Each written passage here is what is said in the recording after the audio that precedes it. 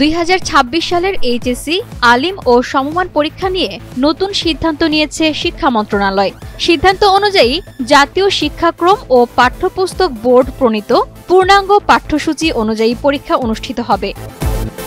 বুধবার 25 জুন এনসিটিবির এক নির্দেশনায় এ তথ্য জানানো হয়। এতে বলা হয়, 2024-25 শিক্ষাবর্ষে একাদশ শ্রেণীতে ভর্তি হওয়া শিক্ষার্থীদের ক্লাস শুরু হয়েছে 2024 সালের আগস্ট মাসের দ্বিতীয় সপ্তাহে। এই শিক্ষার্থীরাই 2026 সালের মে-জুনে অনুষ্ঠিত এইচএসসি, আলিম ও সমমানের পরীক্ষায় অংশ নেবে। এই পরীক্ষাগুলো পূর্ণ সময় ও পূর্ণ নম্বর ভিত্তিক এবং এনসিটিবির প্রণীত সম্পূর্ণ সিলেবাসে নেওয়া হবে।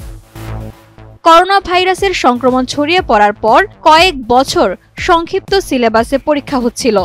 নতুন সিদ্ধান্ত অনুযায়ী পূর্ণাঙ্গ পাঠ্যসূচি অনুযায়ী পরীক্ষায় ফিরছে শিক্ষা মন্ত্রণালয়।